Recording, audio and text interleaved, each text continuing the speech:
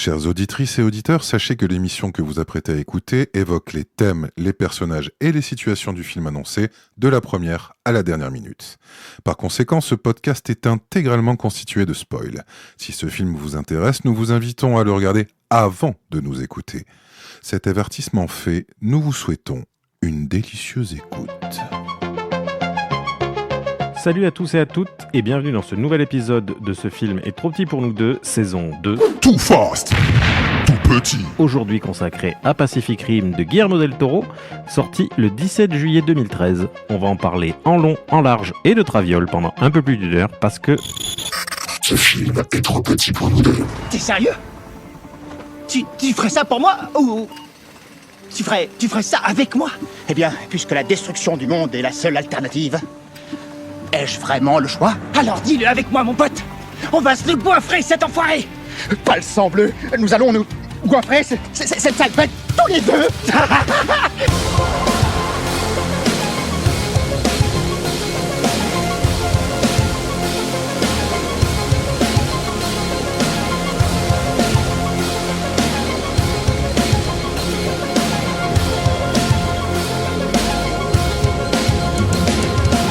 Salut tout le monde, bienvenue dans cette nouvelle saison de... Ah merde, Tsunagi, bienvenue à tous dans cette nouvelle saison de Ce film est trop petit pour nous deux. Alors, on peut vous dire que cet été, on n'a pas chômé. Alors là, non, on a même... non, en fait, on n'a rien branlé du tout. Donc en fait, voilà, on n'a pas bougé. Donc là, je retrouve Bertrand qui a attendu 2 mois sur cette chaise de camping. Donc suite au départ de Félix et de Mathieu. Voilà, première question. Comment vas-tu, mon bon Bertrand ? Bonsoir. Tu viens de gagner les championnats du monde je sais pas, il y a un jeu où on doit pas bouger ? Oui, il y a genre un roi du silence ou comme ça. 1, 2, 3 tomates. 1, 2, 3 soleil. Ah. Et là, personne n'a dit soleil. Ah. Ah si, quelqu'un dit soleil. Merde, qu'est-ce que Ouais, du coup, c'est toi qui viens de le faire. Tu viens de créer une boucle infernale. Alors, première question, est-ce que tu as aimé cette cérémonie des JO ? Ah, c'est à moi que tu demandes ? Bah oui, du coup, oui, vu que c'est à toi que je pose la Ah question. ouais Ah oui, non, c'est parce qu'on est plus que 2 maintenant, c'est triste. C'était bien, c'était bigarré, c'était festif. C'était ça, la France. Ouais. C'était ça, ma France. Oh oui. Oh oui. Et malheureusement, triste nouvelle. Non, ça c'était bien. Moi aussi, j'ai bien aimé la. Non, pas malheureusement la cérémonie. Là, je t'ai passé à la suite. Malheureusement, Malheureusement, il y avait Lady Gaga. Malheureusement, déjà, Lady Gaga. il y avait Lady Gaga. Et autre bien triste nouvelle dont on nous avait pas encore parlé. Oui, je ne parle pas très bien français. Dont on ne vous avait pas encore parlé. Mais malheureusement, Thibaut, notre ami, notre frère de sang, dit la gapette, la moustache, la micaouette. Eh bien, Thibaut n'a toujours pas daigné quitter ce podcast. Il est bien là. Donc, bienvenue Thibaut. Comment qu'il va celui-ci ? Eh bien, écoute, je suis ravi de vous pourrir encore la vie à la façon d'Edith Piaf. Vous avez remarqué que je suis ravi. Voilà. Et donc, oui, non, je suis tout à fait... je suis proprement enchanté de vous pourrir encore l'existence un petit moment. Non, c'est faux ça. Avant mon décès prochain, bien sûr. Hein, mais non, je suis pas parti, pas partir. Et je vous laisse vous tatouer cette phrase avec des fautes d'orthographe, s'il vous plaît. À côté de nos rigueurs. Excusez-moi, puisqu'on parle de la cérémonie d'ouverture des JO et des femmes à barbe, Thibaut, est-ce que tu peux nous donner ton ressenti sur la victoire du rugby à 7, s'il te plaît ? Écoute, ça a été un moment immense et j'ai un peu eu les larmes aux yeux. C'était exceptionnel. Franchement, moi, Antoine Dupont, je suis prêt à tout lui faire. Ah oui, je suis Il n'a d'accord. qu'à demander. Je te prie de bien vouloir m'excuser, mais je m'attendais juste à un commentateur de rugby, en fait. Ah, mais oui, dis donc, c'est vrai que c'était l'occasion. Est-ce que t'as demandé à Thibaut, c'est pour ça. Non, il faut demander à Chan de Guerre. Alors, Chan de Guerre, vous êtes actuellement en direct de la ressort. Comment tu veux qu'il te donne son avis ? Le type, il est là. Tu demandes à un homme, parce que c'est un bonhomme, le type, tu lui poses la question. Tu demandes à un bonhomme, ce qu'il a passé un truc aussi exceptionnel. Qu'est-ce que tu veux qu'il te réponde, à part j'ai dégueulé des larmes par tous les orifices ? Les types, ils sont 7 ! Ils jouent comme 12 ! Qu'est-ce que tu veux que je réponde à ça ? Moi, j'étais là, je n'étais qu'élevé, je n'étais qu'un fébrile, petit animal devant mon écran de télévision. Et le type, qu'est-ce qu'il faut ? Il gagne une médaille d'or. Excusez-moi. Super. En direct de Asquin, je rends l'antenne, écoutez-moi, c'est trop compliqué. Bon, ben, devant une entrée pareille, je pense qu'on peut rendre l'antenne nous aussi. Hein, Ouais, finalement. je pense que l'épisode est terminé. Tos. Allez.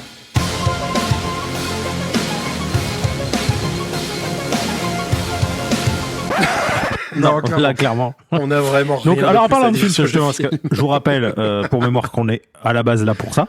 Un podcast de cinéma, bien sûr. On va donc parler aujourd'hui d'un chef-d'œuvre. C'est vrai. Donc, un chef-d'œuvre, une œuvre viens de majeure, dire un truc vrai. tournant dans l'histoire du cinéma. Quoi ? Oui. Attendez, juste une seconde. Oui, merci Benoît. Alors non, on me dit que non. Finalement, on va parler de Pacific Rim de Guillermo del Toro, sorti en 2013. Go. Alors, Est-ce que je peux faire une on est petite parti. digression avant de Ok. commencer? Oh putain, direct. Allez. Non, parce que faut avouer à nos auditeurs pourquoi on a choisi ce film. Parce que en vrai, vous pourrez vous dire, tiens, c'est bizarre, ils reprennent leur deuxième saison sur un film qui est un peu merdouilleux. Pourquoi on commence cette saison sur un film un peu merdouilleux ? Ben parce que c'est super, c'est trop drôle. Bertrand, il a aimé une grosse bouse. Voilà, c'est pour ça qu'on a choisi ce film. Ne t'en fais pas, j'ai passé au haut exceptionnel. Ça m'a rappelé Antoine Dupont. Comme tu es quelqu'un qu'on idolâtre, en fait, là, on se dit merde, il y a une faille. Pardon. Tu vois, on s'est dit, ça y est, on gratte un peu, tu vois, sous le marbre de ce corps puissant, et on se dit, bon, visiblement, non, il y a quelque chose. Donc, on s'engouffre. On gratte la couche de gras de sandou qui a séché. Exactement. Et dessous, il y a du Je tiens à sandou. préciser que je vais être de très mauvaise foi sur la totalité de cet épisode, parce que Thibaut m'en est témoin, nous l'avons vu à l'époque ensemble, et je l'ai apprécié pendant quelques semaines. Voilà. Mais, D'accord. donc, on y reviendra. Donc le film s'ouvre, donc déjà c'est bien. Ça déjà on peut dire qu'il a réussi. Le film s'ouvre, il aurait pu, genre le DVD se lance pas, ou la VHS, ou voilà. Donc déjà le film s'ouvre. Ça, Oui, on est bon. bien sûr. Donc sur une petite explication de qui sont les méchants et qui sont les gentils. Donc voilà, il distille un petit peu les informations, histoire qu'on comprenne un peu. Avec beaucoup de finesse, hein, parce que certains auraient pu utiliser le truc d'une voix off avec un montage. Mhm. Là, c'est ce qui se passe. Oui, C'est et je déjà pense dommage. que, tu vois, il s'est dit, on va pas faire original, et c'est réussi.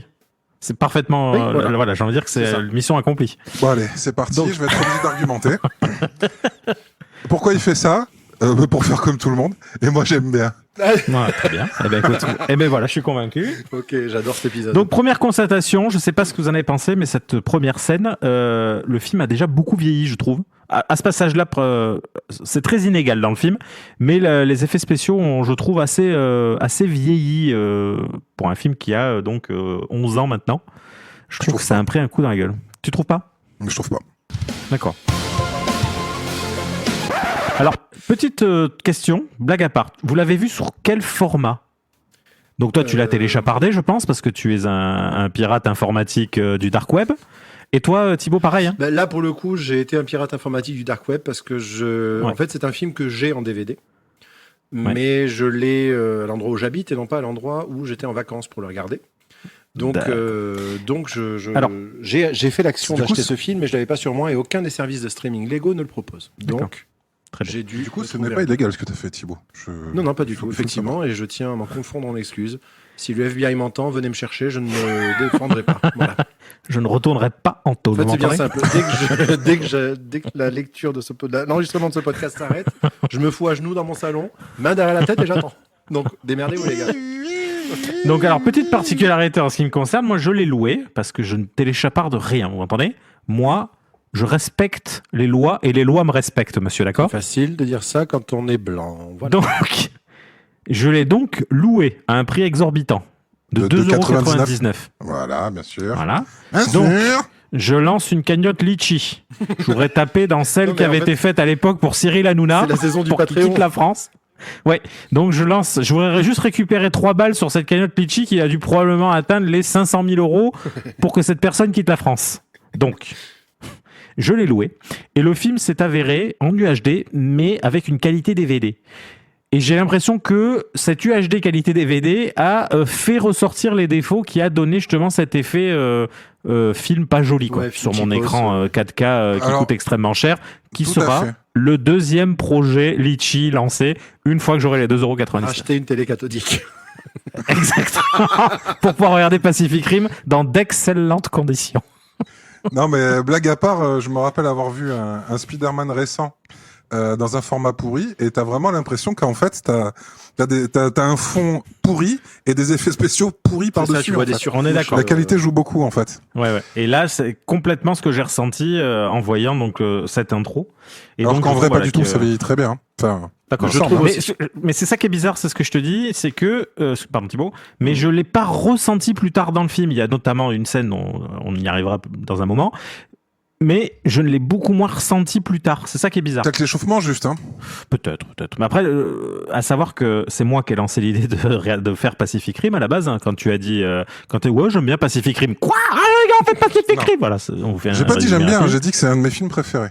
Oui, déjà, c'est préféré, en fait, qui m'a dit, qui me fait dire, merde, qu'est-ce qui lui arrive? J'ai l'impression que il est pas à l'aise dans ses baskets, il faut qu'on parle, il va falloir qu'il crache, voilà. Donc, je me suis mis un peu en mode Doc Eddie Fool. Et, c'était l'idée. Moi, je voulais que tu parles, il fallait que tu vides ce que t'as sur le cœur, il y a quelque chose qui a pas l'air. Bah, c'est une histoire de kin, hein, toujours. Une autre question. La kin, bien sûr. Une autre question. On s'est pas demandé d'ailleurs. Vous l'avez regardé en VO? Comment les Ah oui, c'est vrai, ça. Alors, mais ça va pas ou quoi? On va se faire un claquage, hein, les gars. Ouais. Et comment va Taquine? Oh là là, je sens qu'elle est en joie. Elle va à merveille. Oh là là. Alors là, Chers auditeurs, vous l'avez peut-être vu sur les réseaux sociaux, pour ceux qui ont la chance d'avoir des réseaux sociaux avec l'ami Thibaut dessus. Sa famille lui a offert un truc horrible, à savoir une casquette. Famille que j'embrasse, d'ailleurs. Famille que tu embrasses. Une casquette avec une bite, hein. Une bite, voilà, une paire de couilles ouais. dessus. Et là, Thibaut est en train de caresser ses boules.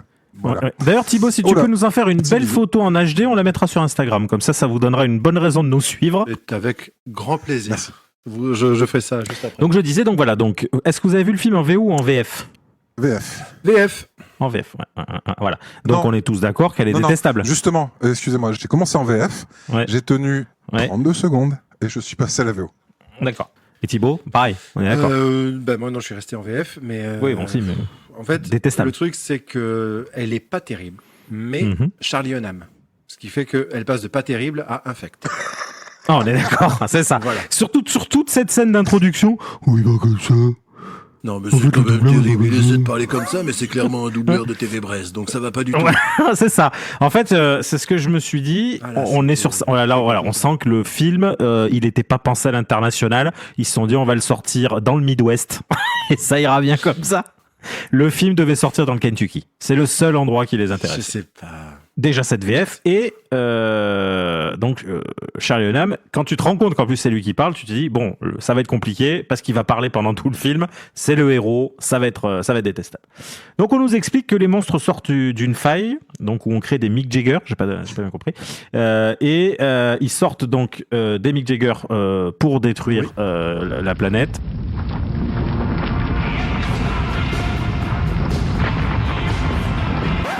Des Mick Jagger. Il y a des kaijus qui sortent des failles. Et eux, ils envoient Mick Jagger. Oui, on crée des Mick Jagger pour les détruire, pour détruire des kaijus, et donc là, clairement, je ne sais pas si vous vous rappelez, il y a quelques temps, on avait regardé tous ensemble la bande-annonce d'un film Asylum et j'ai l'impression d'être là-dedans.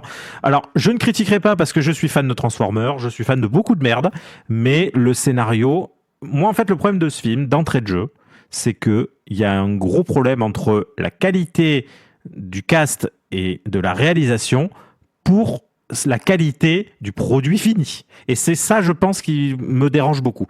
Guillermo del Toro, quand il écrit en règle générale, il s'en sort pas trop mal. Et là, il s'est dit, bon, je vais écrire le film. Je sais pas s'il écrit beaucoup ses films, en fait, Guillermo. Si, je crois qu'il écrit quand même pas mal. Hein. Et tu sens que c'est un mec, pour un scénario de 1h30, il écrit 4 tomes, quoi. C'est le cas notamment dans Hellboy 2, où tu sens que l'univers, il en a écrit beaucoup plus que ce qu'il montre à l'image. Pareil pour Blade 2. Et je trouve que, tu vois... Les deux, là, c'est des univers qui existent déjà. Oui aussi, c'est vrai. Mais bon, tu vois, que ce soit la labyrinthe de Pan, que ce soit la forme de l'eau. Oui, voilà. Là, pour le coup, oui. Là, il a un cinéma qui a plus une dimension d'auteur. On est d'accord. Oui. Et là, comme je dis, c'est que on sent que d'habitude, je le trouve bon dans l'écriture, mais là, je pense qu'il l'a écrit avec une serpette et qu'en plus, cette serpette n'avait plus d'encre. Voilà. Mais je crois que j'avais regardé, c'est pas du tout lui qui l'a écrit. Hein. C'est un autre gars. Bon, mais dont j'ai pas noté le nom parce que je suis un qu'il écrive ou pas, quoi qu'il arrive, il tourne des histoires bien écrites. où il les écrit. Mais après, bon, on y reviendra plus tard, mais je pense que c'est plutôt cohérent. Le style d'écriture est cohérent par rapport au film. Et c'est bien écrit par Guillermo del Toro. Voilà. Oui, c'est ok. Peut-être que c'est le premier film oui. qu'il a écrit, finalement. Qu'il écrit très mal. Ah merde. Et un certain Travis Bicham, Ah voilà, c'est ça. Ah oui. le frère de David. Mhm. Nickel. On est Mais, pas mal. On est bien, hein On se marre. De toute façon, d'une manière générale, je vais le dire maintenant parce que ce sera le fil rouge de mon avis. Globalement, le film, mise en scène, pour moi, c'est oui. Écriture, pas forcément l'intrigue, pas forcément tout ça, mais l'écriture, c'est un non, mais alors un non inadmissible. Négatif. Un non négatif, voilà, c'est un 100% non. Voilà, et cette intro, c'est déjà l'antichambre de l'enfer de l'écriture, quoi. D'accord. L'intro, voilà, il y a ce truc de je raconte tout au lieu de le montrer, parce qu'il y avait moyen tu mets juste une jolie musique et tu fais les mêmes scènes, parce que en soi, je trouve que l'aspect mise en scène pure, C'est excellent. Excellent. c'est pas mal, franchement, c'est pas mal, et je trouve que ça n'a pas trop vieilli. Et tout au long du film, ça pour le coup, tout au long du film, il y avait plein de reproches que j'avais à l'époque que j'ai plus trop maintenant. Je sais que tu en avais un gros longtemps qu'on partageait. Voilà, ben c'est Donc on y celui-là reviendra, sur lequel mais- je suis un petit peu revenu en le revoyant, en me disant, D'accord. voilà, avec cette voix-là de merde. Hein. Ouais, je comprends. Mais par contre, en écriture, je trouve qu'il y a pas une ligne de ce scénar qui va. Pas une ligne. Vraiment. D'accord. Pas une ligne. Pas une. Vraiment. Même fin, c'était- Bertrand, on déroule. Hein. Ouais, non, mais allez-y, déroulez. Dès que t'en as marre qu'on dégueule partout, tu nous coupes et tu Ah non, nous non, expliques. attends, moi, vraiment, je suis- tu je n'hésites suis pas, toujours tu dans ouvres le- ton c'est cœur. bon, Je suis dans la demi-teinte. J'ai lu ton texte, Thomas. J'ai l'endroit où Ouais. je vais me lancer à fond les ballons. Et il y en aura Ah bah c'est parfait. partout. Partout. Eh ben c'est parfait. Donc par contre là, on sera tous d'accord, toi compris, très mauvais goût de raser Charlie Hunnam. Parce que là, il est passé de incarnation de la beauté, à l'enfant d'un nuage et d'une licorne, à d'un coup toujours un dieu grec, mais du coup beaucoup plus anglais, quoi. Alors, Et je trouve que c'est dommage. cette VF est complètement innommable. C'est même à se demander si elle n'est pas québécoise pour être aussi terrible. C'est vrai, Alors j'y c'est ai vrai, cru, j'y ai pensé, mais je voyais que les autres personnages, ils avaient la voix dont je me Ouais, souvenais. tout à fait. Voilà. Et Idris Elba, sa voix de Mais Voilà, c'est ça. en fait, je pense que tu aimais très fort Charlie Hunnam au moment où tu as vu ce film. Pour moi, Charlie Hunnam, c'était Sons of Anarchy, où il est très joli. Ça, on va pas lui enlever qu'il est Mhm. très joli. Ah, ça, Mais très il joue quand bien même le- comme une grosse patate. Une grosse pétate. Et dans Pacific Rim, c'est comme... Il est... bon, je me rappelle de 2-3 moments où clairement, il fait la pose badass, tu vois. En plus, il est torse nu, il se recule un petit peu. En fait, il met ses pouces dans sa ceinture. Il lève son menton et là, tu dis, ouais, ce mec joue comme une patate. Une autre grosse pétate. Donc du coup... Mais une jolie très patate. jolie alors. patate. Mais là, c'est une patate de la pataterie, quoi. Tu sens qu'elle est passée par le micro-ondes. Mais cuite avec une tasse d'eau à côté. Petite particularité, je vous dévoile un peu les coulisses du podcast. D'habitude, en ce qui me concerne en tout cas, je regarde le film le lundi soir ou le dimanche, si j'ai le conducteur à rédiger, et on enregistre le mardi. Donc le film est très très frais quand je l'ai vu. Là, ce n'est pas le cas. En fait, le film, je l'ai vu il y a un moment. Donc, et comme j'ai pas passé un moment exceptionnel et que je l'ai regardé avec énormément de mauvaise foi, parce que j'ai beaucoup gratté, les gars. J'ai 4 pages recto verso de noter. J'ai gratté de fou. Mais pourquoi Donc, tu as été Thibaut. possédé par le démon comme ça, Thomas? Mais Alors, mince. en fait, Putain, j'ai c'est l'impression de parce que discuter avec je- Félix. C'est ouf, quoi. Non, pas à ce point-là. Non, parce que tu verras que je pense que ton avis me fera me modérer. Je vais en dire beaucoup. Je vais probablement vous choquer. Peut-être même aller trop loin. Mais je pense que ton avis... Vous allez peut-être vous sentir sale avant la fin. Exactement. Donc, Thibaut, est-ce que tu es capable de nous résumer toute la partie technique de cette opération telle que décrite dans le film? Parce que je trouve qu'ils en font énormément. Alors, tu On parles a de quelle l'impression opération vraiment que- précisément? Alors, il me semble, dans mes souvenirs du coup, parce que comme je vous l'ai expliqué précédemment, j'ai pris une note que je ne me rappelle pas exactement, mais je me souviens juste qu'il y a toute une explication sur la dérive, sur comment marchent les Jaeger, Oui, sur non, ça, comment d'accord. ceci, comment cela, et j'ai trouvé cette explication. Voilà, il s'est dit on va mettre des mots, ça fait un peu technologique, on dirait vraiment, tu sais, je sais pas si vous avez déjà entendu le générique de Digimon avec le mec qui balance des mots totalement random avec une voix laser, c'était la même. J'ai vécu la même chose, cette explication, voilà.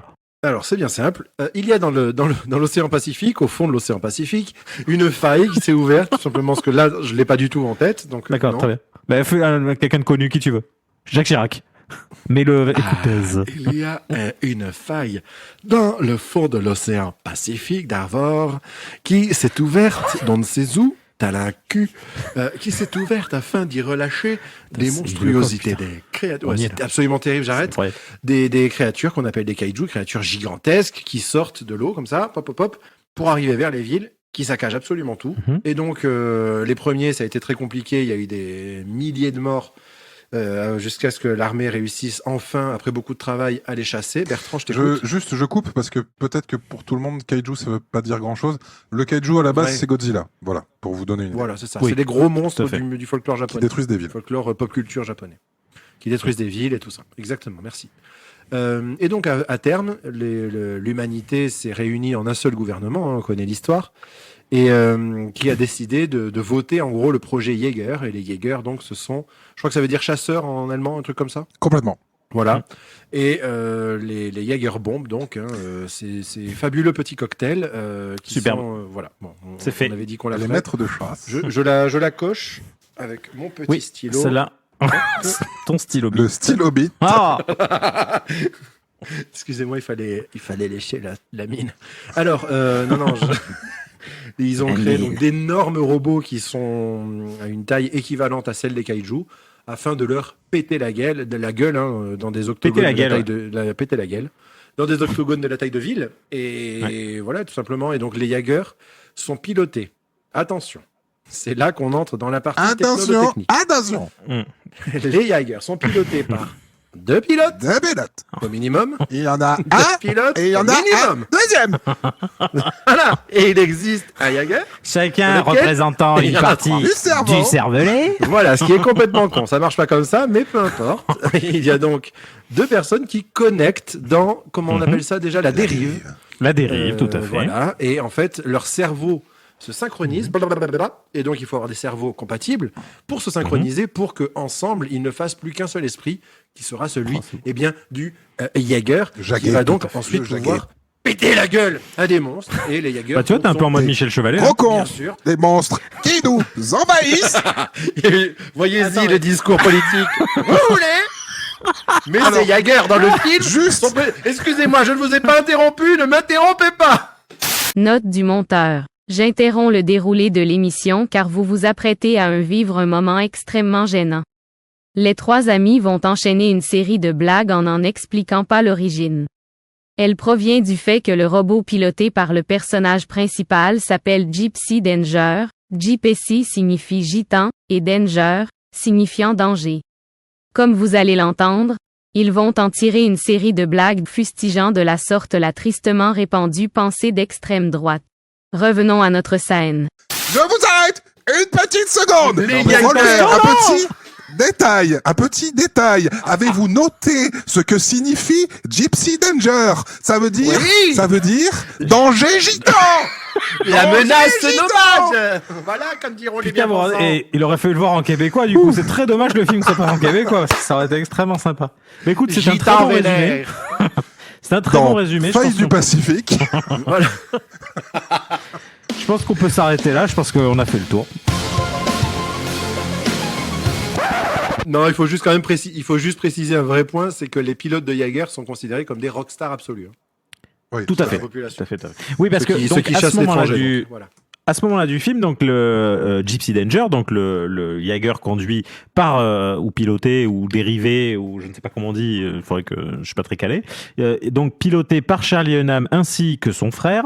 L'illustre inconnu. hein. Oui, tout à fait, parce qu'il explique l'épaisseur de son rôle, je pense. Bien sûr. Qui a la gueule d'un inconnu, oui. c'est Tout à vrai. fait. Ah, vraiment, c'est un- Et donc voilà, donc c'est vraiment les rockstars qui enchaînent les morts de kaiju. Donc il nous explique, à l'instar de Twister, donc est-ce qu'il y a un rapport de lien, de cause à effet, mais visiblement il y a les catégories de 1 à 5. Et donc, à l'instar de Twister, ils se alors non, ils ont tout de suite une 5. Là c'est un 1 ou un 2. Enfin bon, ils partent à la bagarre. Oui, ils sont là, ils se chicotent un petit peu. Voilà. Non, le 5, il n'y en a jamais eu. Oui, c'est ça, voilà. Là, ça doit être un 1 ou un 2 en souplesse. Voilà, parce qu'en gros, ils expliquent que donc... bon, en fait, vous avez déjà vu le film, non? On s'en fout, en fait. Donc, du coup, il y a Ouais, c'est vrai, Charlie Hunnam. Oui, techniquement, vous l'avez vu, sinon... Ou pas, vous avez ou pas. passé un peut-être très qu'ils l'ont pas mauvais vu. moment. Donc, Bon, alors on reprend. Alors, dans ce cas-là, un Jaeger de niveau Jaeger. 1 à 2, c'est Voilà. en gros plus Un ou kaiju, moins un kaiju, pardon. un kaiju. Je corrige, Voilà. c'est plus ou moins un bichon maltais de oui, voilà. 32 tonnes. C'est un. En automne, t'es Très mignon. bon Le truc résumé. fait quand Ouais, même dans je les pense qu'il fait 300 un peu mètres. plus. Donc, Mais avec le même il y a abonnement. donc Charlie Hunnam, son frère, Oui, ça, qui par sont en train de piloter dérivé, tranche de pâté, Jimmy Danger. Je vais l'appeler Jimmy Danger d'ailleurs. Ouais, c'est Ils sont donc en train de Ça va piloter mieux. Jimmy Danger. Ce sera moins problématique, on va peut-être pas se faire Voilà. striker dessus. On est d'accord. Donc ils sont en train de piloter. Après Jimmy, c'est quand même très Romanichel. On est d'accord. Hein donc Jimmy Danger. Ils sont en train de le piloter. Ils partent, j'ai envie de dire, à la bagarre contre un kaiju, donc un bichon maltais de Tchernobyl. Et là, la bagarre, j'ai envie de dire, tourne mal. Donc, qu'est-ce qui se passe? Cet illustre inconnu qu'on connaît depuis déjà 4 secondes attrape la mort suite à une attaque. Donc, c'est un piqueté bouleté. En gros, il est plongé vers lui. Vous savez, c'est la technique du pélican. Et il est arrivé. C'est tout simple. Hein, c'est ce qu'on apprend de base dans les écoles. Du de piqué diagonal. La diago. En La fait, diago. vous arrivez, vous arrivez la papate en avant, toute griffe dehors, et là vous retirez toute une partie du Jaeger. Mais ça, c'est les bases. Ça, on l'apprend sans distanciel. Il y a même pas besoin de se déplacer en centre. On peut vous l'apprendre. Je vous ferai un devis, il y a pas de problème. Hein. Le kaiju maltais maîtrise Voilà. ce genre de questions. Tout à fait. Donc, Vous prenez une grosse soirée, normalement, la technique. oui, ça, c'est des choses qu'on peut apprendre sur Internet en auto-apprentissage. Hein, Oui, 3-4 oui. leçons. Des petites vidéos YouTube. Moi-même, je peux vous mentir, tout ça, Oui. toute cette partie-là, ça a été Ouais. un Ah ben peu voilà, tu vois, mais c'est comme ça que tu es devenu ceinture noire de kaiju d'ailleurs. D'ailleurs, Ouais. on y reviendra sur cette On y histoire de reviendra. kaiju On va en concernant parler. mon petit monsieur. On va en y parler. reviendra, monsieur. On y reviendra. Et qu'on m'a appelé d'ailleurs le nomade risqué. Tout à De là à dire que ce film parle de moi. Voilà. Mais il se trouve que Voilà. j'ai effectivement eu une grosse blessure à Voilà, l'émission. mais on y reviendra. Donc décès de la partie cervelet droit, hein, donc du frère de Charlie Hunnam. Il y a toute donc cette intro. Ça vaut droit. Charlie qui s'appelle, excusez-moi, il s'appelle quoi? Jordan, c'est ça? Non, ça vaut droit Beckett, Michel, Mike, Bernard, Oui, c'est ça, oui, c'est ça, je c'est sais ça. plus. Ouais. Yves, je crois que c'est Yves. Eric, Dylan. ça oui, son Il cerveau droit, c'est s'appelle Yves Eric. Dylan. Eric. Ouais, c'est ça. C'est un Très, il est très de cerveau droite. droit et très chauve. Non, et beaucoup trop de droite. Non, le cerveau droit, c'est Marion, pardon. c'est l'autre qui s'appelle. Autant pour moi. Je sais plus. Enfin, je ne sais plus.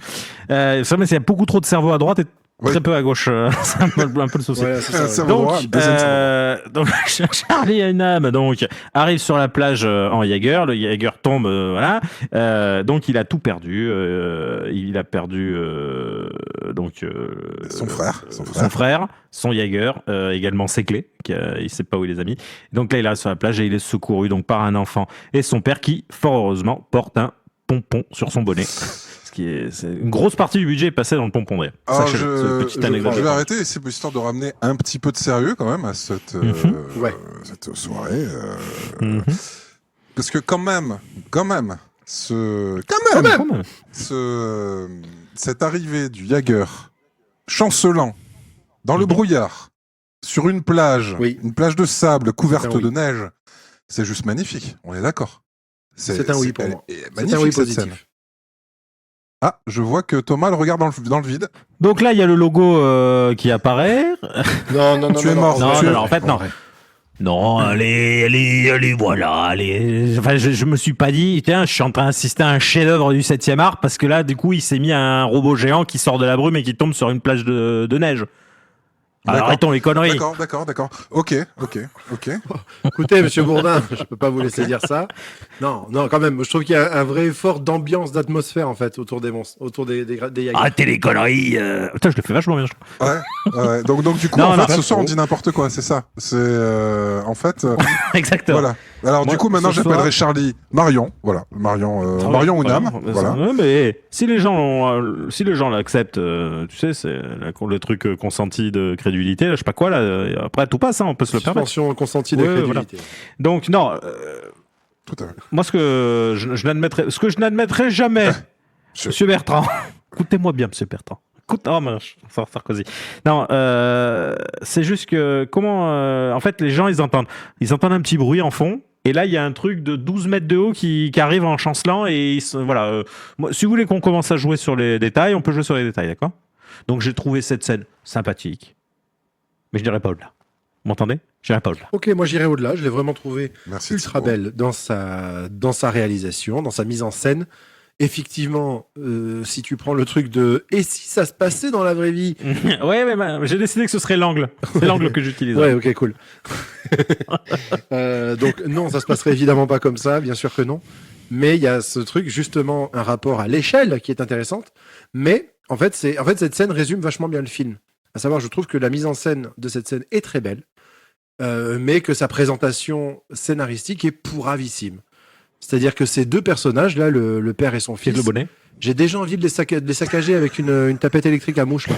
Vraiment, immédiatement. pourquoi Donc dès qu'ils voient le monstre, je sais pas, la façon dont ils apparaissent, il n'y a pas une ligne qui va, en fait, je trouve. Je me rappelle plus ce dont ils se parlent et tout ça, comment c'est foutu, mais t'as l'impression de voir des personnages de cartoon.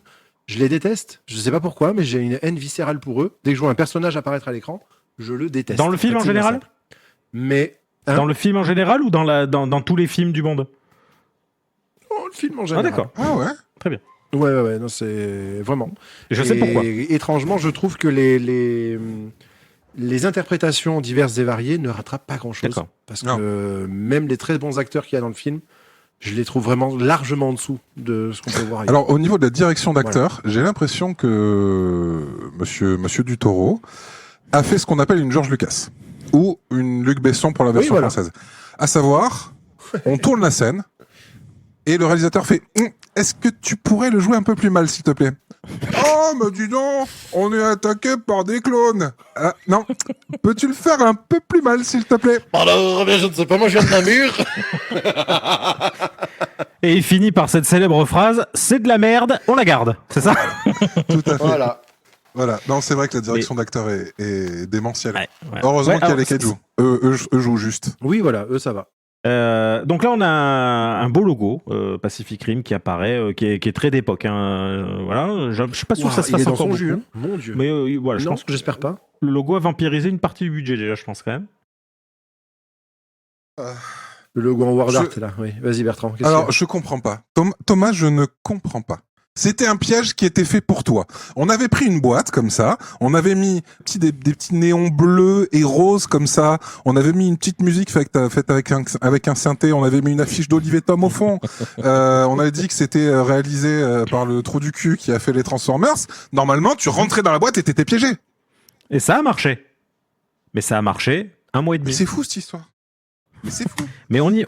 T'inquiète Parce pas, que ce tu auras logo, toutes les t'aurais pu le informations. faire, Thomas, en te disant. Oh, Mais c'est ça le problème. comme c'est joli. C'est bien ça. Et c'est là le problème. C'est que si je peux le faire, c'est que c'est pas qualitatif. Oh. Tu comprends? Je me dis souvent ça dans la vie. Oui, moi pareil. Pour moi. Donc, moi je vous propose d'avancer parce que on vient juste de passer le logo et ça fait 8 heures qu'on enregistre. Je pense qu'il va falloir avancer. Comme d'habitude, Oui. hein, je crois qu'il n'y a pas un épisode. Donc où là, on se moi, dit alors, pas tu ça. vois, donc on va revenir justement. Moi, j'ai noté ça. Moi, j'adore Charlie Hunnam. J'ai vu donc Sons of Anarchy. Moi, je trouve que c'est une série absolument incroyable. Et je recommande à tout le monde de regarder là, c'est magnifique. Elle est super. Je suis d'accord. Voilà. J'ai C'est vu, aussi bien écrit que Lost, c'est sympa. Donc moi, voilà, j'ai vu le roi Arthur. Le avec Roi lui, Lion. je trouvais Le Roi très, Lion. très mauvais. Très bien. Non, je l'ai vu aussi, le Roi Lion avec lui. J'ai pas du tout aimé le roi Arthur.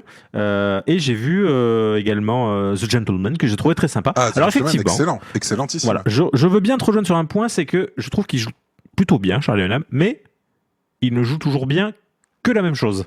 J'ai pas l'impression qu'il ait une grande faculté à sortir de son personnage. Et voilà. Ouais, Mais c'est je vrai. trouve pas qu'il joue mal. C'est Et vrai. je trouve que, comme tu disais tout à l'heure, pour moi, ce film pue l'Uncanny Valley, parce que ce soit lui ou Idris Elba notamment, qui sont quand même considérés comme des gens pas trop mauvais dans leur domaine, là, C'est carrément des tueurs. hein. j'ai l'impression que tout le monde joue trop bien par rapport au fait qu'on regarde un épisode de Power Rangers, en fait. Et du coup, ça crée une Uncanny Valley. Moi, je trouve pas qu'il joue bien, justement. Mais personne joue bien. Non, personne. Mais personne, joue en fait. bien. Idris Elba, Ah, oui. qui clairement a pris à la mort de George Abitbol le titre de l'homme le plus classe du monde, Oui. clairement. Vrai. Joue comme vrai, une patate. Vrai. Oui. Vrai. Une patate Ouais, je sais pas. très cuite, Là, oui. très molle, Je sais pas. et qui saigne du nez. Je ne sais pas. Écoutez, je pense que voilà, ma réaction ce sera ça. Voilà, on n'aura pas mieux. Donc retrouvons Charlie 5 ans plus tard. Je ne me souviens pas du tout du nom du personnage. N'hésitez pas à nous le dire en Marion. commentaire. Marion. Donc, Bah, voilà, voilà, non, Marion. ça en dit long. Donc nous retrouvons donc Marion 5 ans plus tard, qui est devenue, comme tout héros blessé par la vie, Secrétaire de direction, bien sûr. oui, un ouvrier qui construit des murs dans des chantiers du Turfu, hein, parce que ça c'est assez commun quand on a été blessé par la vie dans des films SF. Souvent, après on se retrouve à faire du travail manuel manuel, souvent dans le BTP. Donc jusqu'à ce que Idriss... Oui, le BTP du On futur. précise que ce sont les fameux murs faits pour contrer l'arrivée des kaiju. Ouais, qu'on fait ça pendant 5 ans et vous verrez que ça se révélera un atout précieux, mais je n'en dirai pas plus. Donc... C'est faux. Donc, arrive alors Idriss Elba, donc il lui propose de rejoindre l'initiative Avengers. Je vous avoue que je n'ai pas tout compris au film, hein, comme vous pouvez le constater. Donc, dans un souci de scénario, très rapidement, Marion Henam accepte sans ciller. Il n'y a pas tant de phase de réflexion. C'est vraiment, tiens, est-ce que ça te dit, on monte un petit projet avec des collègues. Allez, vendu. S'il y a du pastaga, j'en suis. Donc, il accepte. Il rencontre Mademoiselle Mori, qui est donc un personnage d'animé. Je ne vois pas, je suis désolé. Je n'ai pas d'autre moyen de caractériser ce personnage. C'est un personnage d'animé standard. C'est ça, et je pense que c'est là, en fait, qu'il fallait prendre le film. C'est qu'en fait, un animé, très souvent, même les meilleurs, en fait, ont toujours une écriture un peu père à chasse. Un peu faite à la va-vite, où on prend tous les ingrédients qui passent, on prend des gens en armure, on dit qu'ils sont sous les signes du zodiaque, on fait venir des choses comme ça. Et elle, c'est le petit point qui centralise tout, en fait. Déjà, c'est surprenant. Pourquoi aller chercher un personnage japonais? Pourquoi lui mettre ces petites mèches? Attends, je veux au bout, Thomas. Vous avez dit, vous avez eu tout le temps que vous vouliez pour tout détruire. Pour étayer ton propos. Je voulais étayer ton propos. Bon, ben vas-y, étaye. Je voulais juste dire que le film se veut très japonisant. Oui. Dans l'idée, il pousse le concept du kaiju qui donc vient du Japon à fond les ballons. Donc je pense que c'est l'idée. Je t'en prie. Mais c'est parce que, pardon, je peux étayer. Non, fais gaffe, il va te défoncer, il va te défoncer. Non, je trouve que vous dites de la grosse... Non, c'est pas ça, mais c'est qu'en fait, clairement, il y a des inspirations très très nettes pour le film qui sont Evangelion, oui, c'est vrai. L'attaque des Titans, Gundam, qui n'existait pas, mais... non, qui n'existait pas, mais il a quand même inspiré. un autre truc que j'avais regardé quand j'étais petit qui s'appelait Pat Labor. Ah, oh, Pat Labor, dis donc. Et c'est précisément oui, et ça. puis quand t'es de notre génération, ouais. t'as eu XOR pour ceux d'après, il y a eu les Power Rangers. En gros, le kaiju, c'est... Oui, il y a eu les Sentai après, mais ça c'était encore autre chose. Là, on est vraiment dans le truc des grands robots et tout ça, quoi. Bah oui, Goldorak. Oui, aussi, c'est ça. Mais en fait, le film se veut de cette inspiration-là. Donc, c'était logique qu'ils aillent chercher un personnage japonais pour représenter ce monde-là tel que. En fait, c'est comme si c'était une adaptation. Exactement, mais tout le film fonctionne comme ça, en fait. La petite voix off au début, c'est exactement ça. C'est ce qui aurait été fait si on avait fait un lieu commun. Ce que je trouve, en fait, c'est que c'est comme s'il s'était dit, je vais faire un film classique de kaiju, tout en prenant, comme dans un manga, tout ce qui passe, qui pourrait coller avec les kaiju, tous les poncifs du truc, mais les faire en se foutant pas de la gueule de ces poncifs-là. Et c'est pour ça que j'adore ce film, en fait. Il arrive à te prendre une matière qui pourrait être considérée comme quelque chose de très pop et très con, et il arrive, même si c'est mal écrit, et je trouve même que les défauts d'écriture font partie de l'exercice de style, et il arrive à en faire quelque chose de respectueux et de chouette, enfin un pur film d'action pour moi. Voilà, j'ai donné l'avis que je devais donner dans 1h30 et puis voilà. Allez-y, allez-y maintenant, lâchez-vous. Mais moi, tu m'as convaincu. J'arrête là. Ce film est énorme. Voilà. Moi, l'argument massu a fait mouche, j'ai envie de dire. Thibaut, toi-même, Ouais, non, moi je vais me permettre de rebondir là-dessus avec un petit peu de mauvais esprit. Je vais encore une fois citer Karim Debache, même s'il n'avait pas inventé l'eau chaude avec ce truc-là. Mais le fait de te montrer un dessin merdique en disant « Mais je sais que c'est merdique, c'était le but », ça n'empêche pas le fait que ce soit merdique. Tout à fait. Voilà. Et ben là, pour moi, cet argument-là que j'ai beaucoup lu, quand j'ai vu plein de gens, des cinéphiles, machin, louer ce film à fond, en disant mais c'est un chef-d'œuvre, il faut comprendre t'as vraiment vu ça l'origine, d'où ça vient. Ouais, vraiment. Ah, mais The Pacific Rim est un film qui, au moment de sa sortie, dans les mois et années qu'on suivit, a été extrêmement encensé par pas mal de critiques pour justement son côté ultra hommage, très appuyé à un style peu représenté, bien que quand même assez connu, même ici. Moi, j'ai pas pu m'empêcher de me dire, alors d'accord, c'est un hommage, mais quand tu prends tous les défauts d'un style de base, bah, ça donne un truc plein de défauts, vraiment pourri. Et en l'occurrence, l'écriture, moi, elle me va pas du tout, mais parce que je trouve que ça a beau être fait avec respect, hein, je veux dire, je suis d'accord avec toi dans le fait que le mec n'a absolument pas chié sur sa matière, au contraire, il l'aimait vraiment, ça se voit. Oui, je suis d'accord. Et il lui rend hommage. mais il rend hommage à un truc, comme tu dis, avec tous ses défauts, enfin avec toutes ses caractéristiques qui sont parfois ultra kitsch et tout ça, mais du coup, ça fait un film plein d'éléments très kitsch et qui me vont pas du tout. Je me dis, si tu rends hommage, l'idée c'est quand même de moderniser le truc et de le rendre, enfin de l'adapter aux médias que tu veux utiliser. Un film, un animé, c'est pas du tout pareil. Et enfin voilà, je sais pas, il y a tout un tas de trucs qui sont inhérents au style et qui me vont pas. Ça me fait chier de rejoindre tous les gens qui ont de rejoindre l'avis de Thibaut. de rejoindre l'avis des téléramesques et autres critiques gastronomiques du cinéma, mais je sais pas. Mais non, mais c'est pareil, tu vois, j'aime beaucoup les actionneurs et compagnie parce qu'ils sont dans leur jus. Là, on est sur quelqu'un qui a essayé de reproduire le jus de ces vieux actionneurs en prenant les côtés les plus, justement, comme tu dis, les trucs les plus bêtes et compagnie. Je vois pas l'intérêt de les prendre sous ce prisme-là, quoi. Mais surtout c'est vraiment les limiter à un truc très con. Surtout que parce que je sors des actionneurs, c'est pas vraiment ça. Quoi. Malheureusement, je pense que même s'ils cherchent pas à s'y comparer ou autre, le film souffre de la comparaison. Je crois qu'à ce moment-là, le Transformers 2 était déjà sorti. Donc on était vraiment dans ces prémices qui étaient déjà quand même bien lancées de cette adaptation de jouets, de films de gros débiles. Oui. Avec toutes les guillemets, mais vraiment tu vois, des films complètement cons et le film en fait, et c'est un peu le problème de Del Toro pour moi, c'est qu'il prend un peu trop son sujet au sérieux alors que ça le mérite pas, et du coup on a l'impression qu'il essaye de faire un film d'auteur d'un Sentai, quoi. Et c'est pour ça que je trouve que le film sonne faux tout le temps. Après, on va peut-être y arriver au bout de cette émission, parce que j'ai toujours pas compris pourquoi j'adorais ce film. Et c'est compliqué, hein. Parce que en vrai, j'ai commencé à le revoir quand est arrivé la scène dans la brume. Je me suis dit, ah, c'est cool. Mais je continue à me dire, putain, Ounam, il joue comme une patate. Venir le chercher au pied du mur, c'est ridicule, et ainsi de suite, et ainsi de suite. Mais au final, franchement, tu me donnes le choix entre Pacific Rim et Transformers 2, qui commence la grande phase de la purge, parce que le premier Transformers, ok, c'était chouette parce que c'était frais, mais après ça sent le renfermer, quoi. Et je sais pas pourquoi. Ah mais attention, je dis pas ça, que je fais Vas-y. Pour moi, il a pas essayé de faire un film d'auteur, mais je trouve qu'il y a beaucoup plus de bêtises et d'irrespect du public dans un Transformer que dans Pacific Rim. Je saurais pas te dire pourquoi. Mais non, mais après, comme je te dis, je ne considère pas du tout Transformers, que ce soit le 1, le 2, le 8 ou le 37 comme des chefs-d'œuvre. Mais je trouve que le film, en fait, souffre de la comparaison. Et encore plus d'un film sorti un mois et demi ou deux plus tard. Et c'est ça qui a fait que, en fait, ça fait partie de ces films que tu aimes. Je l'ai bien aimé en sortant du cinéma. Et là, en plus, je l'ai fait parce que je suis un gros débile. Oui, pour le jeu. Foncièrement, voilà, le film, je le trouve pas terrible. Mais j'ai pas passé le pire moment de ma vie. C'est juste que. Et j'ai un énorme reproche, et on y reviendra tout à l'heure, qui par contre m'a fait du mal. Mais sinon, concrètement, après, ça reste des grands robots qui tapent sur des lézards géants. Bon, ça passe. J'arrive à je m'en accommode très bien. Mais voilà. Écoute, si tu préfères qu'on s'arrête là, Bertrand ? Non, c'est bon. On continue. Non, moi, je veux quand même... Bertrand, moi, je suis d'accord avec toi quand tu dis que tu trouves qu'il y a plus d'irrespect et de bêtises dans les Transformers que dans Pacific Rim. Je suis entièrement d'accord dans le sens où il y a zéro irrespect dans Pacific Rim.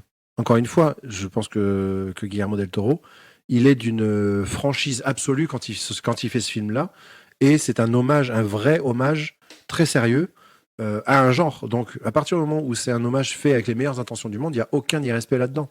Certes, le film, je trouve qu'il est très mal écrit, que les persos, ils sont tous cons comme une boîte de flageolets, mais tous. Mais il n'y a aucun irrespect là-dedans. C'est juste qu'il a bien, je pense qu'il a bien fait ce qu'il voulait faire. Et ce qu'il voulait faire, emprunter les codes qui, pour moi, ne participent pas du tout à la qualité du matériel premier originel, quoi. Et voilà, c'est ça qui me pose problème. Mais il l'a fait avec de bonnes intentions. Ouais. Et il l'a très bien fait. Moi, et en ça, il n'y a aucun irrespect là-dedans. Je sais pas. Moi, en fait, je ressens même pas le côté... alors peut-être que j'ai mal reçu le film, mais je ne ressens même pas en fait ce côté hommage, en fait. Pour moi, il a pris probablement qu'il aime les kaiju, qu'il aime, voilà, mais là j'ai plus l'impression que il dit tiens, voilà, j'ai envie de faire un film avec des gros monstres, on va juste faire des kaiju, on fout ça avec des japonais et puis on en parle plus. Tu vois, j'ai plus comme ça, en fait. Alors je pense pas que ce soit son projet de base, mais c'est plutôt comme ça que je le ressens. Et en fait, le problème, je pense que ça vient du réalisateur. J'adore Guillermo del Toro, je trouve que c'est un incroyable réalisateur, j'ai aimé quasiment tous ses films, Et là, je trouve que ça, en fait, ça merde dans sa filmographie. Je me dis, mais pourquoi il a fait ça, en fait, au milieu de... Parce que quand ils l'ont annoncé, j'ai vu des monstres géants, des robots géants, Guillermo del Toro, Idriss Elba, Charlie Hunnam. Bon, je me suis dit, non, visiblement, c'est moi qui ai écrit le cahier des charges, on est pas mal. Et je trouve que le film fonctionne pas après, parce que j'ai pas vu, je suis pas sûr, en tout cas, ou franchement, voilà... mais que l'idée de base a été d'en faire un hommage. Je ne sais pas. Écoutez, on va essayer. On le reçoit la semaine prochaine et il nous dira. Pour revenir sur le côté hommage que Thomas voyait pas, pour moi, il est quand même évident, et notamment le personnage sur lequel, justement, on va pouvoir réenchaîner, de cette jeune fille asiatique là qui est sur le camp de base sur lequel est amené Marion Hunnam. C'est effectivement, comme tu disais, toute la cristallisation de ce pan-là, en fait. Et ouais, c'est ce personnage-là, c'est tout, dans tous les animés en question dont je parlais, il y est.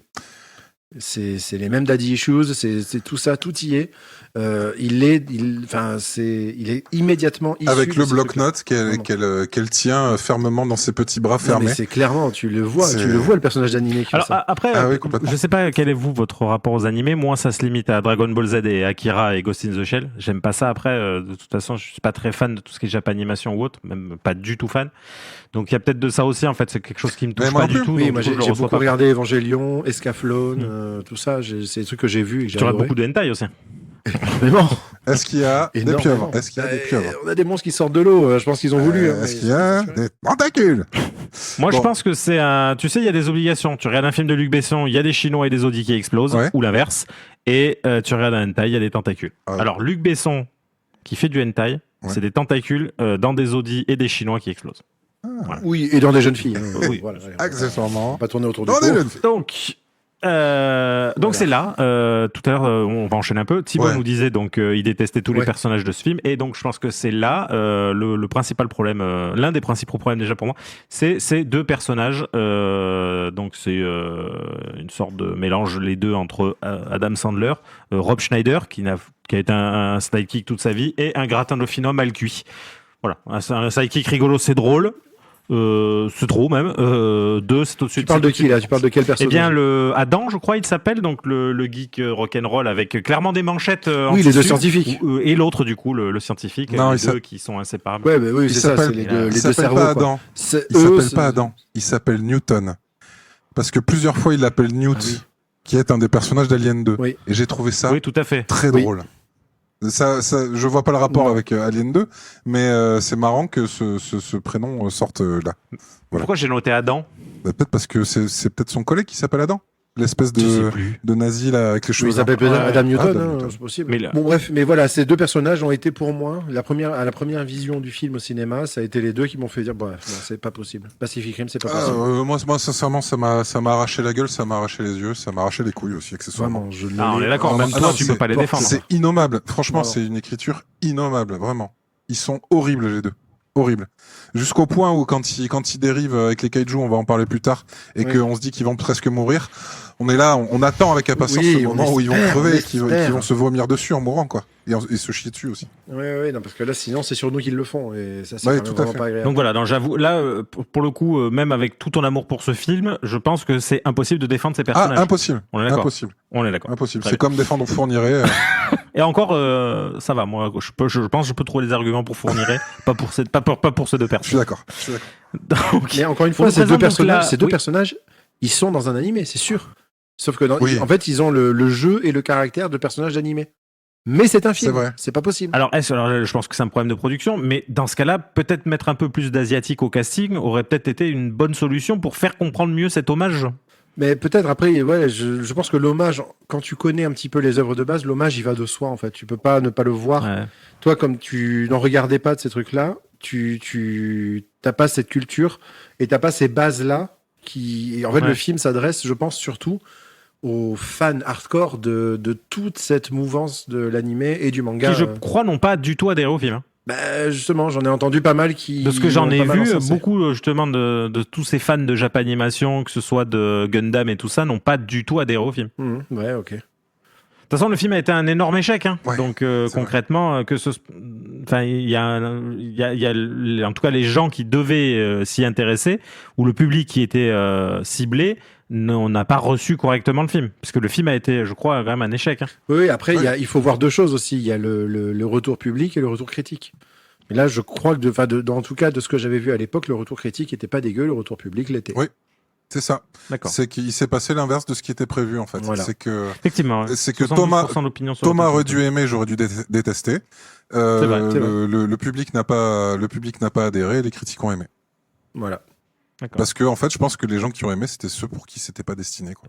Non, justement. Mais ouais, je sais pas. Après, moi, de toute façon, en fait, ce qu'il y a, c'est qu'effectivement, je pense que maintenant que tu le dis, probablement qu'en fait, tout ce que je n'aime pas dans l'animation donc asiatique en général, mais plus particulièrement japonaise, mais tout ce que je n'aime pas dans ce type d'œuvre, en fait, me pète à la gueule, et probablement que c'est pour ça que tous les personnages, je les trouve extrêmement caricaturaux, très très très mal écrits. Voilà, et c'est souvent le cas. Alors, j'adore Dragon Ball Z, mais c'est pareil, en fait, c'est ce côté pousser les curseurs à fond.